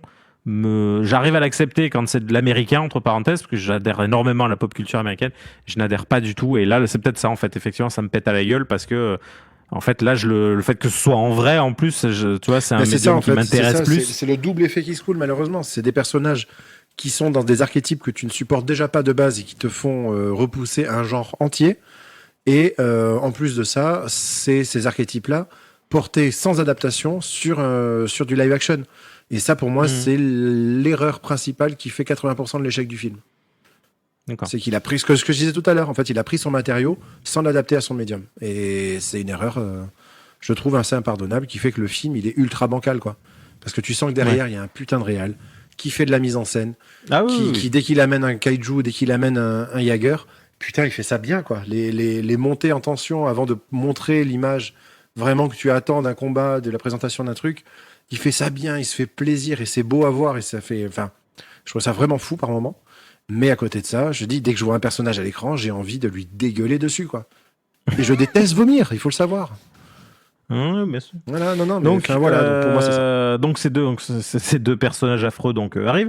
Donc là on nous présente donc la résistance. Alors probablement que encore une fois j'ai des trous dans ce que je me rappelle, mais c'est visiblement donc un projet quand même assez pharaonique. Alors que donc on a vu que 5 ans plus tôt ils ont annulé le programme Jaeger. Donc là clairement je pense qu'ils financent tout ça avec de la vente de gâteaux. Oui. Voilà, je pense. Et ils ont fait des tombeaux là aussi. Oui, bonjour, pardon de vous déranger. Je suis Esmeralda de l'association Les Jaguars du Cœur. Nous cherchons à financer le programme Jaeger en vendant des calendriers petits kaiju mignons ainsi que des cookies au poisson pané. Souhaiteriez-vous nous aider en achetant un de nos produits? Oui, je vais vous prendre une boîte de cookies. Oui, s'il vous plaît. Ok, tenez, ça fera 35 millions de dollars, s'il vous plaît. Donc on y découvre une panoplie de personnages, voilà. Et tu vois, en fait, ça regroupe complètement avec ce que tu disais il y a quelques instants. Oui, je tiens un écouvillon dans la main. Vous m'entendez? Un écouvillon. Voilà, c'est écouvillon. Oui, tout à fait. Donc on y découvre donc les différents pilotes de Jaeger. Où là, clairement, on est dans un écran de sélection de jeux de baston. Qu'est-ce que tu aimes tant là? Vas-y. Je trouve ça drôle. Je trouve ça extrêmement drôle. Allez jusqu'à, parce que franchement. Thibaut nous fait un spectacle, c'est démentiel, il se fait une espèce de chignon. Il se transforme en ananas. On dirait la maison de Bob l'éponge. En ananas, mais qui est un petit peu constipé quand même. Le plus beau goitre, c'était incroyable. Pardon. Parce que franchement, tu aurais pu te dire, on prend des Russes, on leur donne des têtes cheloues, machin bidule, bon, bref. Mais il prend deux Russes bien blonds, dont une femme avec une tête à la.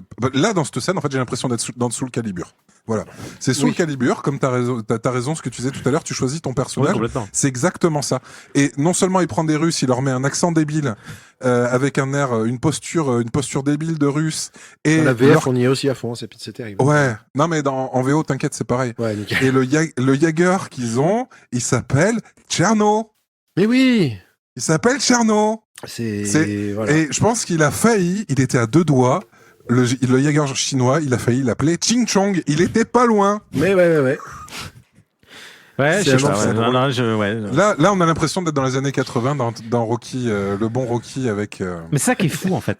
Avec Doc Ivan Drago en fait. Moi, c'est ça qui est fou parce que je sais que c'est un cinéma qui te parle pas du tout d'habitude, quoi. Et j'arrive pas à comprendre. Enfin. Mais parce que je trouve ça. Et toi, drôle, oui, en plus. Je trouve ça fun. Bah ouais. Je trouve ça fun. Je trouve qu'en fait, c'est juste. Parce qu'en fait, les versions originales étaient beaucoup trop sérieuses, en fait. D'accord. Là, c'est festif, c'est rigolo. Ah non, pas du tout. Le film, il se prend énormément au sérieux. Mais non, pas du tout. Ah ouais. Alors non, je pense pas qu'ils se prennent au sérieux. Par contre, là où pareil, ça m'a posé un problème. Je trouve que ça aurait pu être fun s'ils en avaient fait des blagues. Si ces personnages avaient été les blagues qu'ils auraient dû être. Ah non, c'est juste des pas faire des persos rien comme du ça tout, c'est juste sans en c'est faire des des photos. blagues. Le problème, c'est qu'ils n'en font rien. C'est des photos. Ils apparaissent là, il y a des moments, ils regardent la scène, ils sont comme ça. Voilà. On y va, d'accord. On pousse le Et voilà, curseur à c'est fond tout, et ça c'est s'arrête tout. là. Voilà. C'est des photos. Mais ouais, c'est des fonds d'écran, les mecs. Voilà. Quoi. C'est quand même pas possible. Et du coup, ça m'amuse pas. En fait, je comprends pas. En fait, Voilà. c'est ça que, en fait, ça viendrait de moi tout ce que tu dis. Ce serait cohérent parce que j'ai des goûts de merde et que voilà. Mais venant de toi, je trouve ça. C'est ça Je qu'en dis fait. pas que t'as des goûts de merde. De quoi?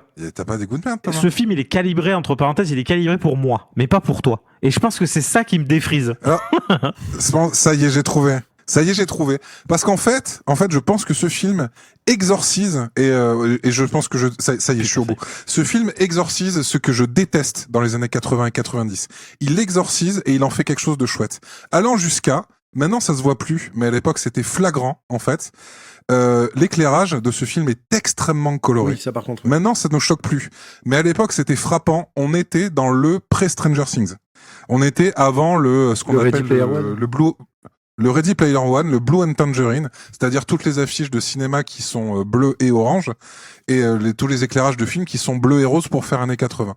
Ce film est juste avant ça, et j'ai l'impression qu'il donne le là. Il a pas inventé. Les autres étaient tous dans le même rail et ils sont allés à fond. Mais Pacific Rim, c'est le premier à le faire avec un gros budget.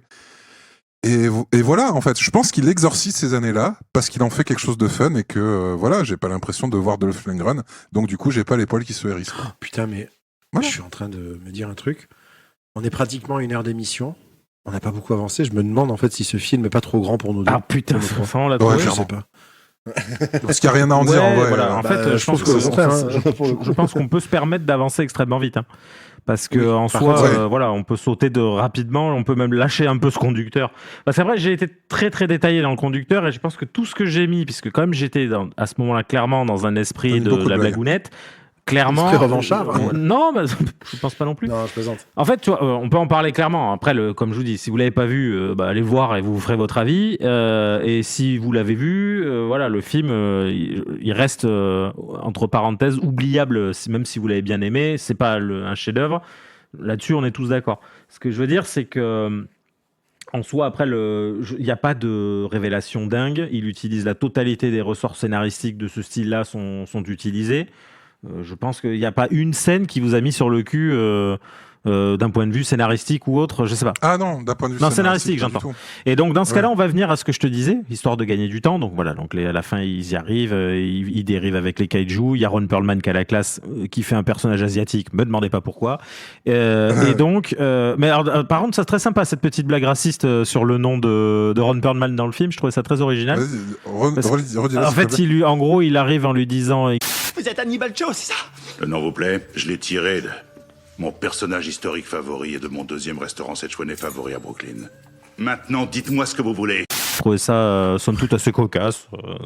Voilà, c'est très gratos. En fait, c'est ça le truc, c'est que normalement, c'est le genre de blague auquel je suis capable d'adhérer, comme tu disais tout à l'heure. Et là, je trouve que ça sonne faux, en fait, peut-être parce que c'est écrit par quelqu'un qui sait trop bien écrire, en fait. C'est comme si je demandais à je sais pas, un esprit extrêmement éclairé de me faire un spectacle à base de paix sous les bras, quoi. Bah, genre ce que pourrait faire Thibaut, par exemple. Voilà, c'est plutôt dans mes cordes. Hein. C'est pour ça, instantanément, j'ai pensé à toi. Et donc, ça m'amène en fait à ce problème, c'est que, là, on va revenir donc sur ce dont on a vaguement émis l'idée tout à l'heure. Donc, le film scénaristiquement, on aime, on n'aime pas, mais il ne réinvente clairement pas la roue. On est d'accord là-dessus. Le truc, c'est que moi, ce que je lui ai reproché quelques semaines, donc après l'avoir vu, c'est que j'ai vu Godzilla peu de temps après, qui et pour moi est un vrai bon film de kaiju. Alors, je suis pas un fanat du film de kaiju. Voilà. Et c'est ce qui a amené en fait au fait que ce film est tombé totalement en désuétude pour moi. Quand on est sorti du cinéma à l'époque, je me souviens qu'on a eu cette discussion avec Thibaut, on s'est dit ouais c'est sympa, mais voilà, on n'était pas. Oui, on peut y aller maintenant sur cet argument. Voilà. Et en fait, on n'était pas du tout dans le truc de kaiju. Enfin, on n'était pas encore dans ce mode à sortir des Godzilla et des Kong toutes les 3 semaines. Mais ce que je veux dire, c'est je pense que Godzilla de Gareth Edwards ça a été totalement dévoyé. Mais on n'y reviendra pas. Oui, non. Mais ce que je veux dire, c'est que et c'est pour ça que je te posais la question tout à l'heure, Thibaut. En fait, quand je l'ai revu là, j'étais vraiment resté sur ce truc, merde, ils ne mettent rien à l'échelle. Du coup, je sais jamais si c'est des monstres et des trucs de 15 mètres de haut ou si c'est des jouets de 7 cm dans une flaque. Et je l'ai ressenti encore au début, notamment sur le fait que... Attends, je termine juste parce que... voilà. En fait, je l'ai ressenti notamment au début parce qu'il les lâche de hyper haut au milieu de l'eau et en fait, ils ont de l'eau mi-cheville. Donc tu dis, bon, c'est que visiblement, c'est quand même des sacrés merdiers. Mais quand tu revois, en fait, ils sont quand même pas très loin du bord. Donc tu dis, bon, alors visiblement, c'est juste qu'ils ont pied parce qu'en fait, ils ont des jambes extensibles, il y a un truc. Et en fait... Parce qu'ils sont à Hendaye. Ouais, peut-être, voilà, c'est ça. La mer est très très loin. Ils sont en Méditerranée en fait. On le reconnaît parce qu'à un moment, je sais pas si vous avez vu Jimmy Danger, il a des squelettes aux pieds à cause des vives. Ce qui veut pas se faire piquer par les vives. Vous n'avez pas fait attention à moi. Mais ça m'est arrivé une fois. Putain, je me suis fait piquer par une vive. Certains appellent ça des méduses. C'est ça. C'est une espèce de sandales en plastique transparent. Oui, c'est ça, les méduses aussi. L'ancêtre des Crocs. En fait, le film a une mise à l'échelle vraiment à partir du moment où ils se battent en ville. Où là, tu dis, ah, effectivement, il marche à côté d'un immeuble, on voit ce qui se passe. Et là, je trouve que, quand tu parlais tout à l'heure d'éclairage, là, par exemple, je trouve que le film dégueule de couleurs. Et ça m'a gêné. Le film ne se passe que de nuit, sous une pluie battante, éclairée avec une torche. Et je trouve qu'en fait, le film n'est pas très bien filmé. Et encore une fois, venant de Guillermo del Toro, ça m'a tué. Alors, c'est marrant parce que chaque fois que j'ai entendu des critiques, je suis content que tu dis ça, Thomas, parce que j'entends ta sincérité, vraiment, mais je ne comprends pas, parce que justement, je trouve que les jeux d'échelle sont excellents. Parce que quand tu vois... sur toutes les scènes de Jäger. Mais dès la première scène, en fait, tu vois le bateau à côté du Jäger, tu comprends quelle taille il fait. Quand tu vois les Jäger marcher dans l'eau, tu sais... Mais dans Godzilla, par exemple, pour revenir dessus, parce que pour moi, c'est effectivement les deux extrêmes inverses, même si, c'est ce que je disais tout à l'heure, je suis un petit peu revenu avec ce nouveau visionnage sur ce truc de... Il n'y a pas un moment où je ressens le gigantisme. Si, c'est arrivé, parce que justement, l'argument que je vais dire se retrouve dans le film, mais pas tout le temps. Dans Godzilla, de Gareth Edwards, pour montrer le gigantisme, il passe beaucoup de temps à ne montrer le monstre que par parcelle, parce qu'il s'attache à filmer de l'humain. Et quand tu filmes de l'humain et que tout ce que tu vois du monstre, c'est un morceau de pâte, là, tu comprends le gigantisme.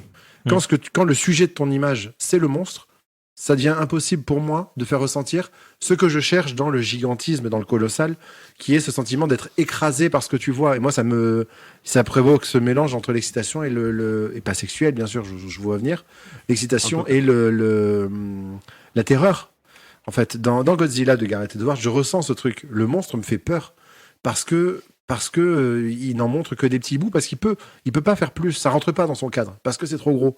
À partir du moment où t'as un monstre entier qui rentre dans un cadre, même en contre-plongée, c'est que il est pas assez grand pour tenir tête à une caméra, en fait, tu vois, et donc à mon œil. Et à partir de là, je n'arrive pas à le ressentir. Après, c'est une vision très perso, tu vois, mais il y a des plans au début de Pacific Rim où on est justement dans dans cette mise à l'échelle de tout ce que je vois, c'est la gueule d'un kaiju qui arrive à côté d'un mur. Et là, je vois le mur, je vois les gens, je vois tout ça, et je vois qu'il y a que la gueule qui est visible. Ok, d'accord, là, je le comprends, le truc. Mais en fait, encore une fois, c'est très perso. Si tu veux me terrifier avec du gigantesque, ne me le montre pas en entier, justement. Ouais, mais je suis d'accord avec vous. Enfin, c'est simple, hein, le Godzilla de Gareth Edwards est absolument pas comparable. Il a 10 000 points au-dessus de Pacific Rim. Oui, après, c'est pas la même parce intention. que le but est pas le même. Mais pour reprendre un des arguments que vous utilisez, je trouve que le Godzilla de Gareth Edwards est une démonstration technique. Toutes les scènes qu'il fait il y a énormément de scènes qui sont iconiques, mais par contre, il est écrit avec le cul. Vrai. Je l'ai revu récemment. Entièrement vrai. Ouais, mais il est hyper mal écrit. Ouais. Le seul truc qui serait un peu bien, c'est le personnage Bryan Cranston, et qui en fait, à la revision, est nul aussi. Oui, heureusement qu'il est pas là longtemps, quoi. Il est pas bien. Et pour moi, c'est un personnage qui aurait pu être dans un Pacific Rim, parce que très clicheton et très bête, en fait, quoi. Tu vois. Alors, dans sa ouais, manière mais d'exister. tu vois, dans ce cas-là, si on parle d'hommage, les films Godzilla sont des films incroyablement cheapos. Les histoires sont pas ouf et voilà. Je les ai pas vus. Dans ce cas-là, honnêtement. si on parle d'hommage, le Godzilla de Gareth Edwards est un pur hommage à ce que représente Godzilla et le style du kaiju en particulier. Là, je pense que ce qui dénote dans le film, dans ce cas-là, pour moi en tout cas, c'est justement le fait qu'il y ait des kaiju. Parce que la menace, c'est pas les kaiju, c'est le fait qu'on n'est pas capable de construire un truc assez gros pour leur taper dessus. Ce qui n'est pas le cas de Godzilla. Godzilla, en fait, c'est lui qui vient pour protéger pour combattre les autres monstres. Oui. Là, en gros, si tu veux, l'humain est un dommage collatéral dans Godzilla. Dans Pacific Rim, ils sont en guerre contre les kaiju. Et c'est en soi, pour le coup, si vraiment on doit parler d'hommage, effectivement, Godzilla est pas un scénario incroyable, mais le film est un hommage à ce que représente le kaiju. Ce que je ne ressens pas du tout dans Pacific Rim. Parce que dans ce cas-là, le film n'est pas un hommage au style kaiju, il est un hommage à la japanimation. Non, je suis pas d'accord. Je trouve que, justement, le kaiju, c'est quelque chose qui est quand même un peu Nasbrock. Quand t'as grandi avec Bioman et Xor, le kaiju, c'est l'espèce de crabe en mousse latex qui est dans une ville construite en carton. C'est ça, un kaiju. Et finalement, Pacific Rim a un peu ce côté-là, puisque les monstres, même s'ils sont chouettos, ils ont quand même un côté mousse molle par moment. Et Godzilla n'est pas du tout un hommage. Il est beaucoup trop sérieux. Et c'est pour ça qu'il est mal écrit, en fait. C'est sûr que la scène d'intro, pour moi, c'est une des plus belles scènes que je connaisse, où il arrive à résumer en quelques minutes sur qu'est-ce qui est Godzilla, à créer l'angoisse autour de ça. Mais Godzilla, c'est pas angoissant. C'est ridicule. Godzilla, c'est rigolo parce que c'est un monsieur dans un costume. Et pour moi, Pacific Rim est plus un hommage à Godzilla que Godzilla est un hommage à Godzilla. Encore une fois, je trouve que le Godzilla de Gareth Edwards est un très bon film. Godzilla Minus One, que je vous recommande vivement, est un très bon film.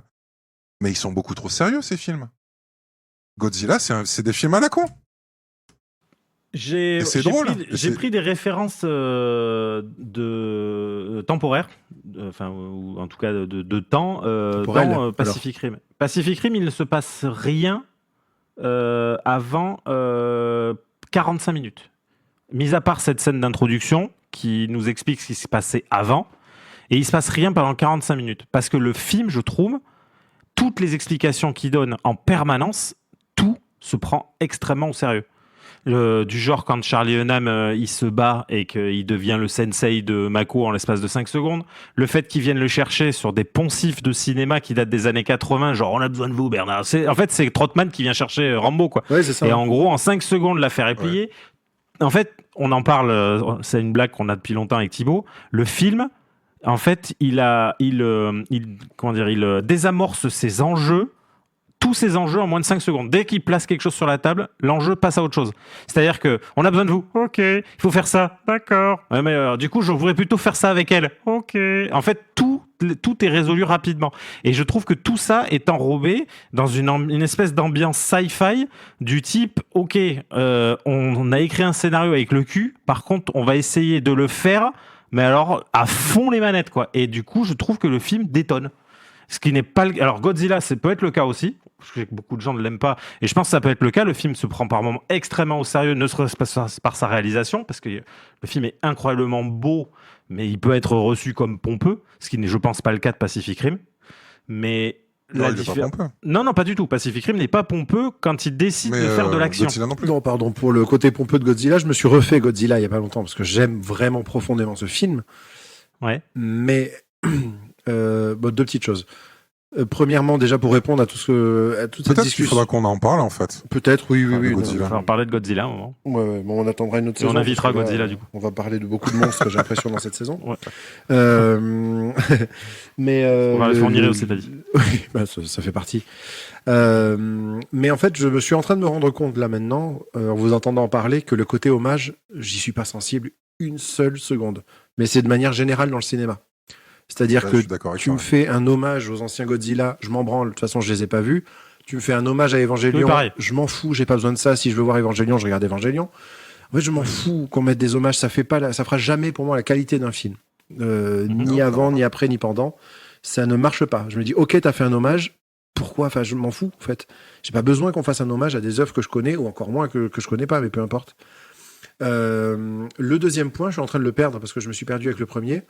C'est que dans le Godzilla, quand même, le mec va un petit peu se mettre dans les pas de 2001, l'Odyssée de l'espace. Parce que j'ai compris un truc, c'est que, c'est qu'il y a un thème musical de la scène la plus marquante de Godzilla, du Godzilla de Gareth Edwards pour moi, à savoir le saut à l'eau avec en wingsuit, tout ça, en effet, ouais. avec les fusées rouges. Et j'étais là, putain, cette scène est démentielle. La musique rend cette scène complètement folle. Et j'ai revu donc le film. Et entre-temps, le morceau de musique, je l'ai ajouté à mes playlists et je l'écoute très souvent parce que je l'adore. Il se trouve que c'est, je crois, le Kyrie issu du Requiem de Ligeti, qui est le morceau qui représente le thème du monolithe de 2001 l'Odyssée de l'espace. C'est cette même musique. Donc t'es là quand même, le mec va pas citer n'importe quoi pour sa scène marquante. Alors, clairement. Ça rend du plus bel effet. Mais il y a peut-être un petit peu de prétention derrière tout ça. Ah mais complètement. C'est pour ça que je pense que si tu les mets les deux en compétition... Et j'appuyais beaucoup ton argument en disant ça. C'était pas meilleur exemple, ce sera ma valeur étalon. Batman. On peut reprocher, je pense, exactement. On peut reprocher exactement à Godzilla ce que je reproche à Batman. Ouais. À savoir que ce film, en fait, c'est mettre du caca dans du papier d'alu et une cerise dessus. Tu vois ce que je veux dire ? En fait, le film ne peut ne pas avoir de fond, mais du coup, tu enrobes tout ça. Alors, c'est pas du tout le cas, je trouve, de Godzilla, contrairement à Batman. Mais du coup, je pense qu'il y a beaucoup de... Tu sais, il y a des... tu sais, les mecs qui sont forts à l'entraînement, mais mauvais en match. Et là, je pense que c'est la même chose, en fait. C'est le mec, il est mauvais pour raconter une histoire, mais par contre, il est doué pour faire de l'image. Et donc, ça peut être le cas. Et je pense que, pour le coup, et je pense que c'est ce qui me bloque beaucoup dans Pacific Rim, je sais que ce n'est pas le cas de Del Toro. Je sais que Del Toro est aussi bon pour réaliser un film que pour faire de l'image. Et c'est, je pense, ce qui pêche pour moi dans ce ressenti de film sci-fi, quoi. Comme je te dis, toute la scène d'introduction, j'aurais vu Lorenzo Lamas débarquer, j'aurais pas été choqué. Surtout avec cette VF. Et c'est le problème du film pour moi. Après, comme je te dis, je vais pas considérer que c'est le pire film du monde, surtout connaissant mes goûts en règle générale. Donc clairement, je vais pas chier dessus. Voilà. Je suis quelqu'un de, tu sais, qui est pourri de l'intérieur par la mauvaise foi. Donc peut-être que là, je me suis dit, tiens, Bertrand l'aime, et comme depuis quelques semaines, il prétend que je ne l'aime plus, du coup, peut-être que c'est uniquement juste pour faire souffrir Bertrand. C'est peut-être juste ça. C'est juste qu'avec Thomas, on était assis par terre, on avait un an et demi, on était tous les deux en train de jouer avec un kaiju. Enfin, Thomas jouait avec un kaiju, il le pose, je le prends, il en veut plus. Voilà, c'est ça. Je pense que c'est ça qui s'est passé. Je pense que c'est ça. C'est un syndrome. Il m'a tourné le dos et puis il m'a pété dessus. C'est sûr. Voilà. C'est évident. Mais bien sûr, il continue, mais c'est vraiment pas amour. Voilà. Mais du coup, ça m'amène à cette autre question parce que, par contre, comment toi, Thibaut, en tant que kaiju, tu as reçu l'accueil et en tout cas, comment toi, tu as perçu ce traitement de cet animal, de cette bête mythique, j'ai envie de dire, ce qui est ton cas également. Est-ce que c'est pas un peu spéciste ? Est-ce que tu trouves pas que ta minorité a été insultée par ce film ? C'est ça, la vraie question, c'est pourquoi encore l'ennemi ? Pourquoi est-ce qu'il faut encore qu'on soit l'ennemi ? Hein ? Pourquoi c'est comme quand on fait de l'antinazisme primaire, quoi. C'est ça qui m'agace, en fait, vraiment. C'est la même chose. Pourquoi on a toujours le mauvais rôle ? C'est ça. C'est vrai, ça. Ils ont fait un film de kaiju en comédie romantique. Kaiju mignon. Voilà, mais c'est ça. Avec kaiju à la recherche de lui. Mais en plus, si. Alors putain, j'en profitais pour faire une recommandation. Il faut regarder le film Colossal. Pareil, ouais. Je voulais le voir au cinéma, je l'ai raté. C'est un film brillantissime. Et là, ça prend le truc du kaiju et ça en fait autre chose. Et c'est extrêmement fort comme film. Il est merveilleux, vraiment. Film Colossal qui a un temps été sur Amazon Prime, enfin sur Prime Video, pardon. Et voilà, il faut vous le procurer. C'est un grand film, je trouve. Mais blague à part, Bertrand, si je n'ai pas vu Pacific Rim. C'est vrai ? Tout est faux, je ne l'ai pas vu. Putain de merde. Est-ce que, comme ça, en 2 phrases, au débeauté, tu es capable de me dire « Ok, regarde-le parce que… » Regarde-le parce que les scènes d'action sont absolument géniales, que c'est mal écrit comme une grosse production. Parce qu'en vrai, il y a des centaines de films qu'on adore qui sont extrêmement mal écrits ou qui sont juste basés sur des lieux communs. Ouais. Del Toro sort de ce qu'il a l'habitude de faire et il le fait très bien. Voilà. C'est tout. Les robots sont hyper classe. C'est pas des arguments faux. C'est fun, c'est bien fait, c'est respectueux de son matériau. Et voilà, tout simplement. Mais même, enfin, franchement, j'aimerais comprendre, mais rien que le thème, le thème me met en joie, même s'il est nul, et même si le compositeur Ramin Djawadi est un des compositeurs que je déteste le plus au monde, en vrai. Mauvais. Parce que c'est une grosse blague, ce mec. Ouais. Mais voilà. C'est ce que j'avais noté dans mon truc, en fait, notamment sur une scène en particulier. Donc là, j'ai même plus j'ai le conducteur, mais je sais plus à quel moment. Mais en fait, au moment où il fait le discours de Bill Pullman dans Independence Day, Idris Elba.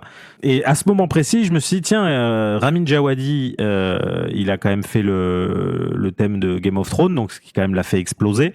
Et par la suite, en fait, tout ce qu'il a fait, c'est Nasbrock. Mais ce passage en particulier, on dirait qu'il a mis de la poudre de Hans Zimmer sur hanszimmer.mp3 parce que il s'est pas fait chier, il a acheté un VST ou il a carrément acheté un MP3 tout pourri et puis basta, il l'a mis. Parce que en vrai, même Game of Thrones, le générique, en fait, on l'aime tous parce que ça correspond à cette série. Enfin, pour ceux qui l'aiment, parce que certains n'aiment pas la série.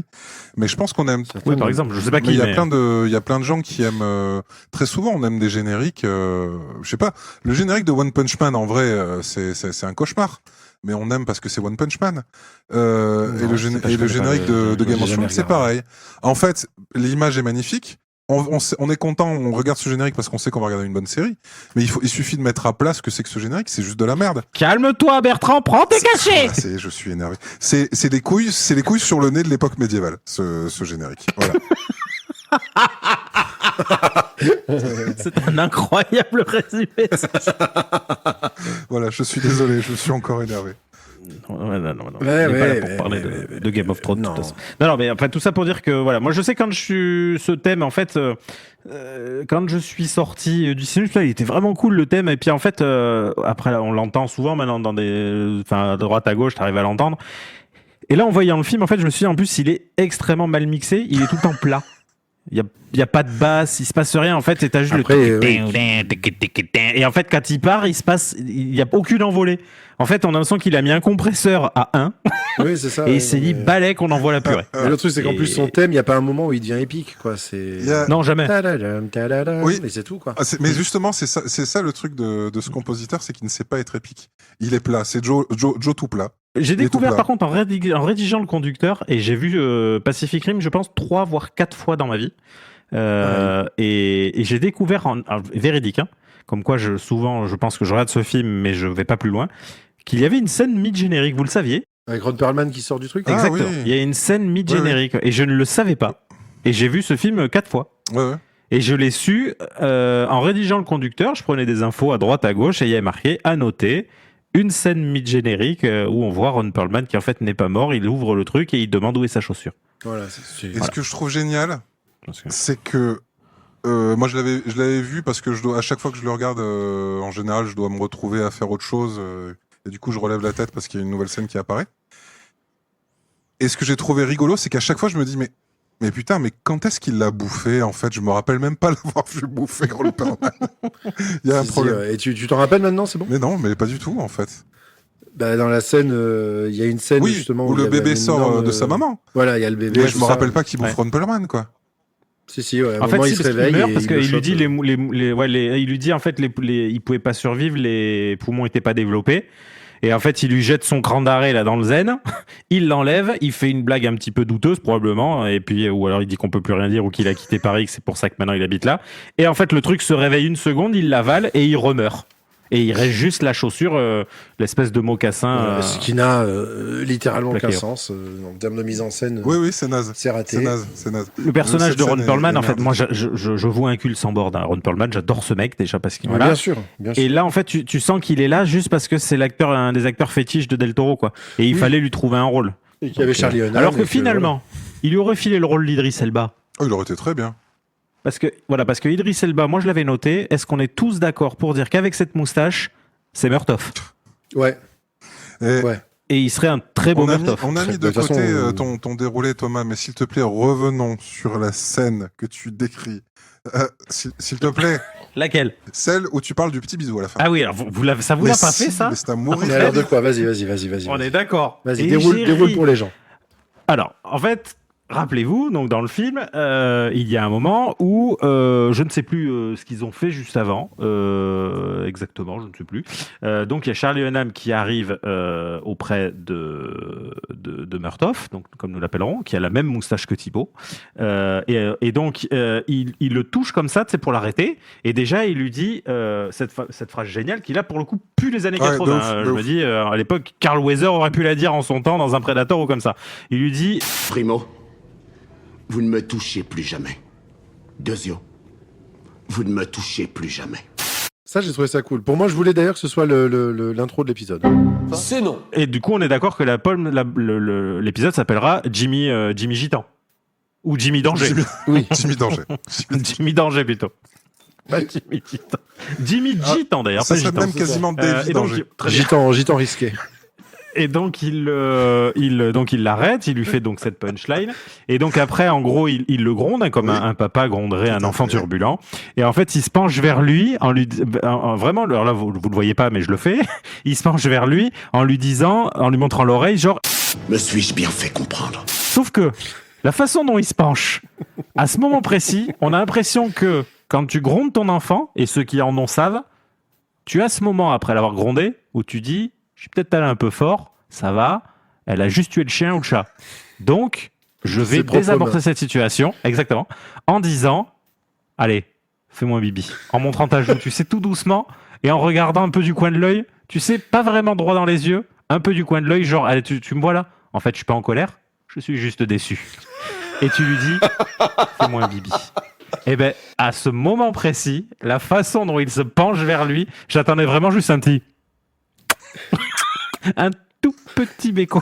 Petit bisou sec. Et tu sais, ouais. Un petit bisou déposer délicatement, genre tu sais que tu le fais parce qu'il faut le faire. Et là, je pense que le film aurait peut-être été pris différemment pour ma part. Il aura un goût âpre, ce bisou. Oh, tu vas le faire, mais il aura un goût âpre. Je l'ai tellement vu en revoyant le film, j'ai tellement vu ça. Tu m'as fait pleurer de rire en lisant ton conducteur. On est d'accord. On est parfaitement d'accord. Moi non, mais je regrette beaucoup. Mais re-regarde, essaie de retrouver juste cette scène parce que vraiment... Non. Parce qu'en fait, en plus, il lui montre comme ça avec 2 doigts. Genre vraiment...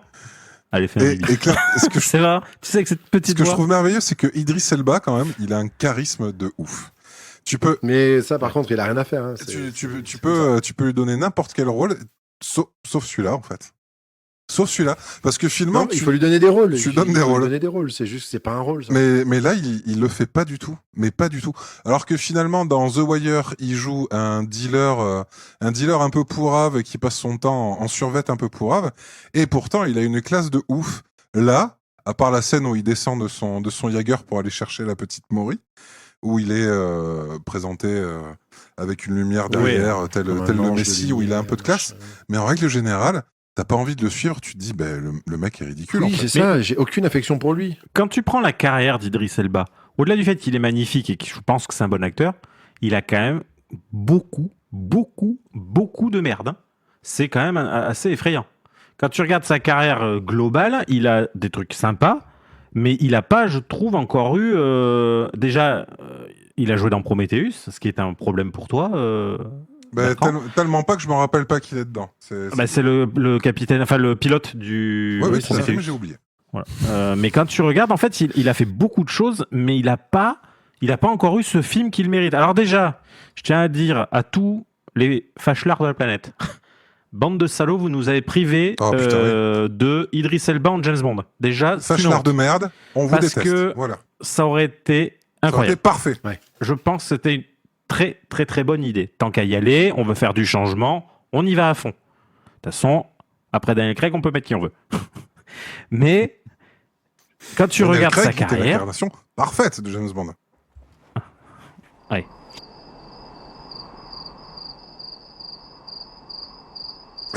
Donc, quand on regarde sa carrière, en fait, tu te dis, il a pas de rôle de fou, quoi. Le mec en est là actuellement, dernièrement, son plus gros rôle, quand même, c'est d'avoir joué Knuckles dans Sonic 3. Dans les Sonic 2, 3 et dans la série.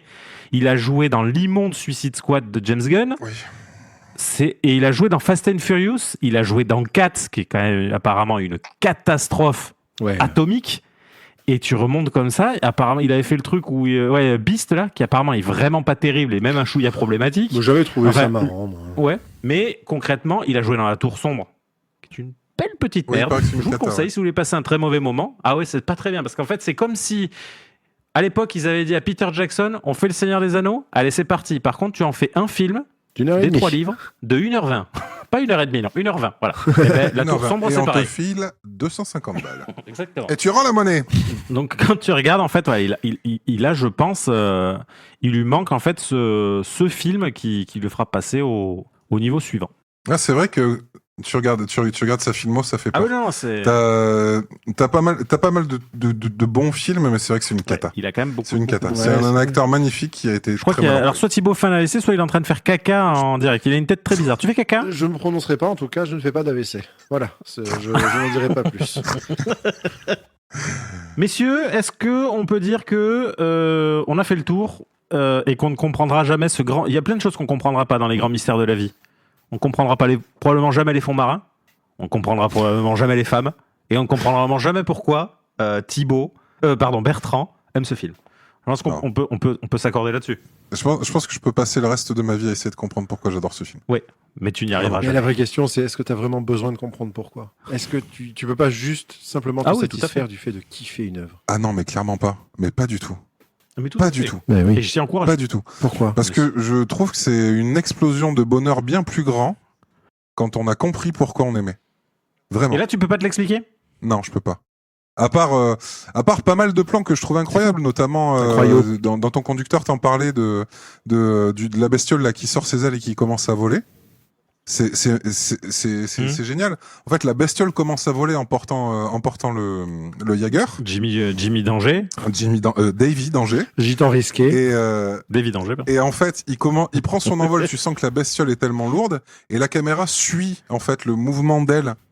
Avec le bruit qui colle vachement bien, c'est de la belle ouvrage quoi. Enfin bon bref, je vais arrêter de vous emmerder avec ça quand même. Ça va pas ou quoi ? Mais c'est quoi ? Ah non, du tout. Moi j'aime bien. Moi j'aime quand mes amis sont contents d'apprécier quelque chose. C'est pas parce que je l'aime pas que ça me fait pas plaisir. Messieurs, est-ce qu'on peut dire qu'on a fait le tour ? Qu'on n'ira pas plus loin ? Écoute, c'est un merveilleux début de saison, j'ai l'impression. Et j'ai l'impression que, alors, on a un peu mis tout ce qui fait notre sel. On a été très très drôle au début. On a peut-être poussé les gens à écraser une petite larmichette. En tout cas, on a généré des émotions, j'ai envie de dire. Ça, c'est certain. Et moi, les émotions, c'est mon fond de commerce. Je préfère. Oui, je sais. Peut-être qu'on a accompagné des gens aux toilettes et qu'ils ont écrasé une petite merde aussi. Peut-être, ça se trouve comme Thibaut tout à l'heure. On ne sait pas. On ne sait même pas si Thibaut, on ne sait pas. On sait que c'était pas un AVC. Ça, on en est sûr. C'était pas un AVC parce que je vais très bien. Voilà. Je peux calculer le prénom de vos mères, donc ça va. Il a toujours des propos incohérents. Voilà. Et là, ils ne le sont pas plus que d'habitude. Voilà. Donc ça, c'est pas ainsi. Donc moi, je voudrais juste poser une question à Thibaut. D'abord Thibaut, ou à Bertrand. Vous répondez si vous voulez tous les deux. Non, je voudrais que vous répondiez en même temps. Pour que ce soit un brouhaha. Mais est-ce que vous pouvez me dire, s'il vous plaît, qu'est-ce qui va se passer ? Bien sûr. Alors, est-ce qu'on peut officiellement annoncer... Oui, parce que pour la saison 2, ça va changer, ça. Saison 2, maintenant, on dit... Ah oui, voilà, précisément, saison 2, on en a parlé, maintenant on dit. Il fallait que ça change. Oui, parce que ça nous a été reproché, c'est remonté dans les hautes sphères, auprès des sachants, auprès de l'intelligentsia du podcast, voilà, qui nous a reproché de ne pas dire. Alors maintenant on dit. Donc, on peut le dire. On va le faire. On va le faire. Donc, on le dit à 3, ok ? Vous êtes prêts ? Allez, 1, 2, 1, 2, 1. Alors, qui c'est qui compte ? Déjà, est-ce qu'on fait 1, 2 et on y va, ou est-ce qu'on compte jusqu'à 3 et après ça, je crois qu'on n'a pas le droit de le dire, il me semble que c'est protégé. Oui, voilà, bon, ok, d'accord, c'est une citation. Donc, déjà, parce que les années 90 sont décédées depuis 30 ans, il va falloir laisser tranquille. Voilà. Donc, on dit 1, 2, 3, bien, voilà, et à 3, hop, on dit 3. Quand on dit, en disant 3, en même temps qu'on dit 3, on dit le film. On veut dire 3 en même temps. On dit et là, c'est histoire de casser les codes, mon vieux. Ok. Nous, on est là pour ça, nous. On amène du pim bam boum dans le bam bam bam. Vous voyez ce que je veux dire ? Bon, c'est parti dans ce cas. Alors, c'est parti. Alors, 1.